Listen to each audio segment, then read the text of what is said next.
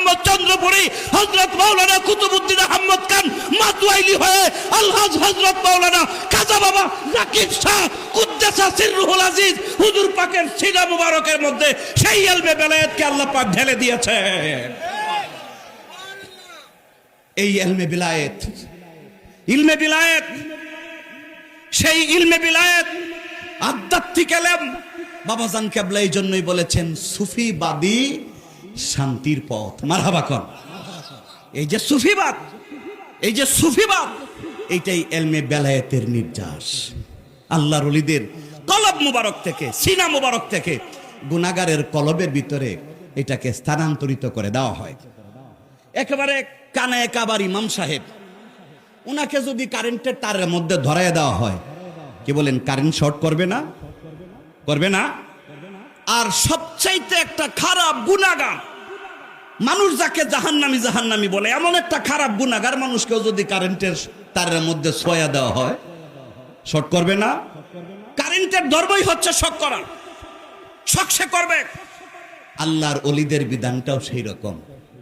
আল্লাহর ওলিরা এমন সব মানুষদের কলবের ভিতরে ওই ইলমে বেলায়েতের তাওয়াজ্জু শক্তিটা ঢেলে দেন। আল্লাহর ওলিদের সেই শাহাদত অঙ্গুলির ডগায় এমন তাওয়াজ্জু শক্তি রয়েছে, এই তাওয়াজ্জু শক্তি যখনই কোনো গুনাহগারের কলবের মধ্যে স্পর্শ করে দেওয়া হয়। 1450 বছর আগে আমার রাসূল সাল্লাল্লাহু আলাইহি ওয়াসাল্লাম মুবারক হাদিস তেলাওয়াত করেছেন, নিঃসৃত করেছেন, হাদিস মুবারক দান করেছেন, বাণী মুবারক দান করেছেন। ইমাম ইসমাইল বুখারী, ইমাম মুসলিম রাহিমাহুল্লাহ, এই দুইজন স্ব কিতাবে সহিহ বুখারী, সহিহ মুসলিম শরীফে এই দুইজনই কিতাবের মধ্যে হাদিস খানা সংকলন করেছেন। কি হাদিস? আমার রাসূল বলেছেন, আলা হুরুফে তানবীহ, হুঁশিয়ার, সাবধান, ইন্না ফিল জাসাদি মুদগা, ইন্না ফিল জাসাদি মুদগা, সমগ্র পৃথিবীর সকল মানুষের সমস্ত শরীরের ভিতরে এক টুকরা গোশত আছে। সুবহানাল্লাহ কর।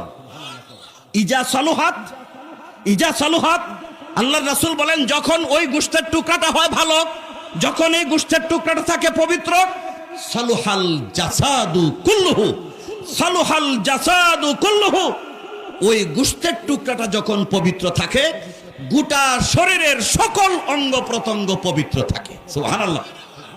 ওয়া ইজা ফাসাদাত, ওয়া ইজা ফাসাদাত, আর যখনই সেই গোশতের টুকরাটা অপবিত্র হইয়া যায়, সেই গোশতের টুকরাটা নাপাক হইয়া যায়, ফাসাদাল জাসাদু কুল্লুহু, আল্লাহর রাসূল বলেন ওই লোকটার সমস্ত অঙ্গ প্রত্যঙ্গ বরবাদ হইয়া যায়।